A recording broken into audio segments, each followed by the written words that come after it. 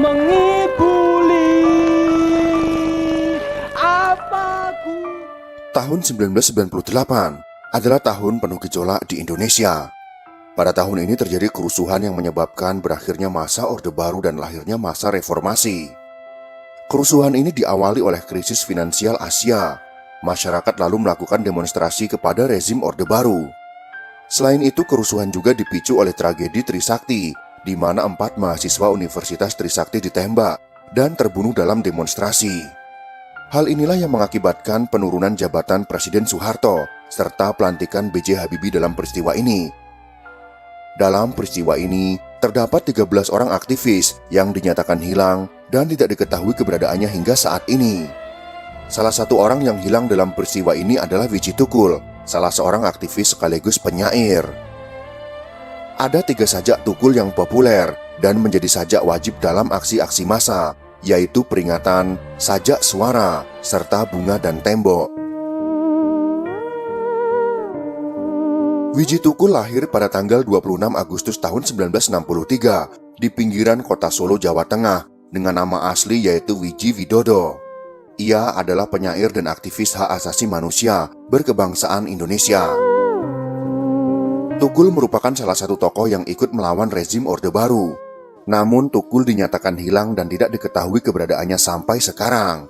Kemudian muncul dugaan bahwa Tukul diculik oleh militer bersama beberapa aktivis lainnya pada kerusuhan tahun 1998. Widji Tukul lahir dari keluarga miskin. Ayahnya adalah tukang becak sedangkan ibunya mengatur urusan rumah tangga.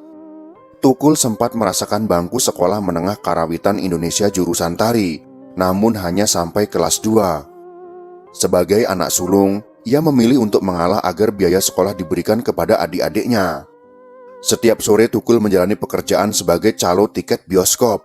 Terkadang ia juga ikut menjual mainan anak-anak di acara-acara seperti Sekaten, Malaman Sriwedari, maupun bulan Ramadan. Seolah mengikuti namanya yang berarti benih yang tumbuh, jiwanya selalu tergugah menyuarakan perlakuan yang tidak adil.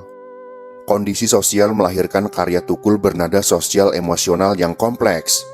Campuran antara kebahagiaan dan kegetiran, rasa haru sekaligus protes kuat, perlawanan rakyat kecil, pemberontakan dan keberanian. Tukul menjadi bagian dari masyarakat bawah yang suaranya hanya dibutuhkan saat perayaan pemilu saja.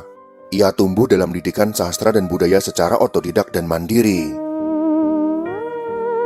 Hobi membaca buku dan berpuisi sudah muncul saat duduk di SD Kanisius Sorogendan Solo. Di SMPN 3 Solo, ia bergabung dalam grup teater dan aktif menghadiri diskusi dan pergelaran seni.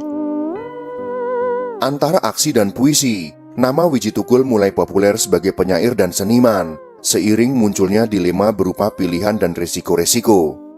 Puisi-puisinya pun mulai menyebar di berbagai majalah dan koran dalam dan luar negeri, diundang ke berbagai kampus di Jawa Tengah dan Yogyakarta, juga sampai ke Australia.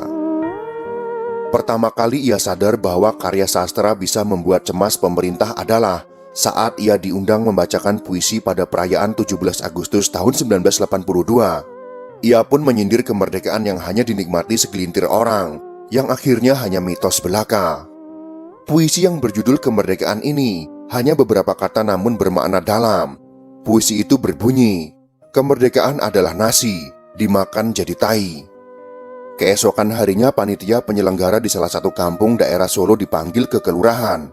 Itulah pertama kalinya ia mengalami represi, tapi perlawanannya terus berjalan. Pada bulan Oktober tahun 1989, Tukul menikah dengan istrinya yang bernama Siti Dia Sucirah alias Sipon yang saat itu berprofesi sebagai buruh. Tak lama semenjak pernikahannya, pasangan Tukul Sipon dikaruniai anak pertama bernama Fitri Ngantiwani. Kemudian pada tanggal 22 Desember tahun 1993, anak kedua mereka lahir yang diberi nama Fajar Merah. Pada tahun 1991, ia memperoleh hadiah sastra Werdem and Courage Award. Tukul adalah seniman pertama bersama Rendra yang memperoleh penghargaan sejak yayasan itu didirikan untuk menghormati sosiolog dan ilmuwan Belanda yang bernama W.F. Werdem. Ia terjun dalam aksi demonstrasi dan solider dengan penderitaan rakyat yang diperlakukan tidak semena-mena, Dikatakannya sebagai panggilan hidupnya. Beberapa tahun kemudian, Tukul terlibat dalam advokasi kaum miskin dan buruh perkotaan. Ia menjadi pimpinan Jaringan Kerja Kesenian Rakyat atau Jaker. Ini organisasi yang bergerak melawan pemerintah represif Orde Baru melalui jalur kesenian rakyat. Pada tanggal 22 Juli tahun 1996, Tukul berangkat ke Jakarta. Ia juga menggabungkan Jaker dengan beberapa organisasi lain, yaitu embrio Partai Rakyat Demokratik atau PRD. Di struktural PRD, Tukul adalah ketua divisi propaganda dan editor seluruh pembebasan, suplemen kebudayaan partai. Para aktivis PRD dan jaringan pro-demokrasi lebih luas mendesak agar Soeharto menghapuskan paket 5 undang-undang politik, undang-undang anti-subversi, undang-undang pokok pers, dan dwi fungsi ABRI. Dalam perumusan deklarasi partai, Tukul beberapa kali menyelarkan kerjanya yang menyampaikan pendapat teoritis. Saat itu mata kanan dan kantung matanya masih terluka dan hampir saja buta akibat peporan senjata tentara kala memimpin pemogokan buruh PT Seritek Sukoharjo, Jawa Tengah, akhir tahun 1995. Baru berselang 5 hari, PRD yang baru tumbuh dibabat oleh kaum loyalis Soeharto. Pada tanggal 27 Juli tahun 1996, kelompok pro Soeharto menyerang kantor pusat Partai Demokrasi Indonesia di Bilangan Diponegoro, Jakarta Pusat. Saat itu Megawati menjadi simbol perlawanan terhadap Orde Baru. Penyerangan ini menghajar para aktivis pro-demokrasi, termasuk para penggiat PRD yang mendukung Megawati menjadi ketua Dewan PDI. Kubu PDI lainnya berupaya menggagalkan rencana tersebut dan merebut kantor partai. Peristiwa ini dikenal dengan Kuda Tuli, akronim dengan kerusuhan 27 Juli. Komisi Nasional untuk Hak Asasi Manusia menyatakan, kerusuhan itu mengakibatkan 5 orang tewas, 149 orang luka-luka, dan 23 orang hilang. Kerugian material mencapai 100 miliar. Pemerintahan Orde Baru kemudian dianggap menjadikan PRD sebagai kambing hitam dalang di balik serangan tersebut. Susilo Sudarman, seorang jenderal yang menjabat Menko Polkam saat itu, menegaskan bahwa PRD sebagai partai terlarang. Akibatnya seluruh aktivis PRD diburu aparat keamanan, termasuk Widji Tukul. Pada tanggal 5 Agustus tahun 1996, rumah keluarga Tukul didatangi oleh kepolisian wilayah Surakarta.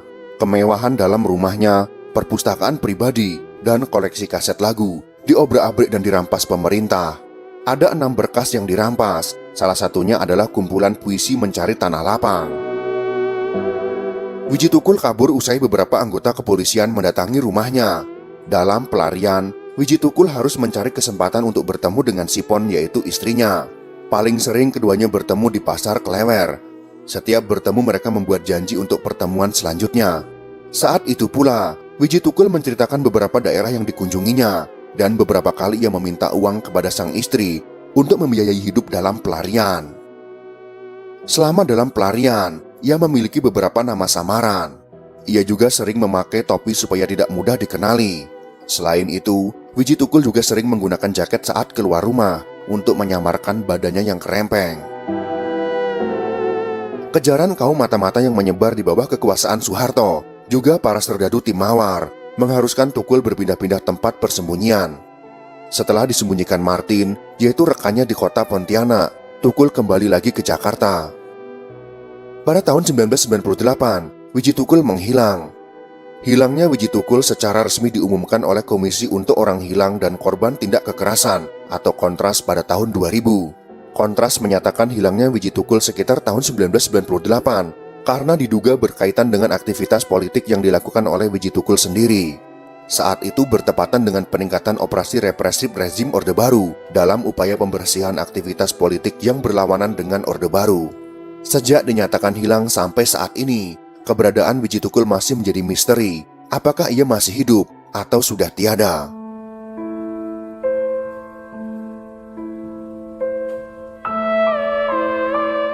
Sempat terdengar kabar miring bahwa Widji Tukul membantu kemerdekaan Timor Leste dengan cara membuat bom sehingga diberikan penghargaan. Dikatakan pula bahwa Widji Tukul tewas karena bom. Ikatan Keluarga Orang Hilang atau IKOHI angkat bicara terkait kabar miring atas pemberian penghargaan terhadap Widji Tukul dari mantan Perdana Menteri Timor Leste, yaitu Sanana Gusmao.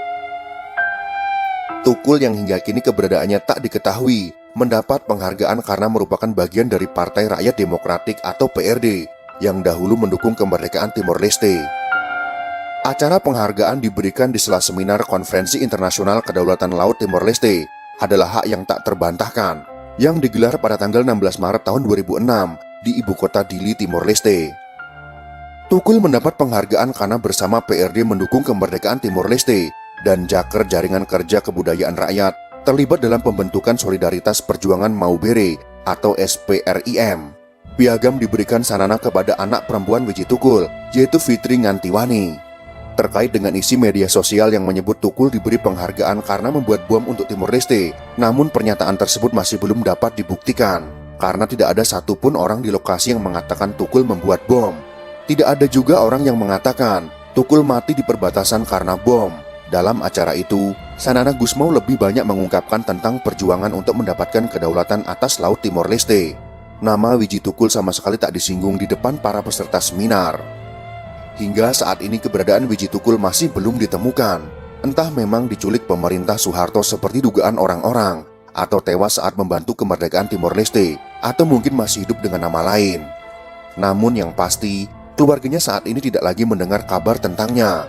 Kita saat ini hanya dapat membaca karya-karyanya tanpa mengetahui keberadaannya. Semoga tidak ada lagi kerusuhan yang memecah belah Indonesia, seperti peristiwa-peristiwa lampau di Indonesia. Jika kalian suka dengan video ini, silahkan berikan jempol ke atas. Dan jika kalian menganggap video ini bermanfaat, maka bagikanlah untuk teman-teman Anda yang lain. Terima kasih sudah menonton.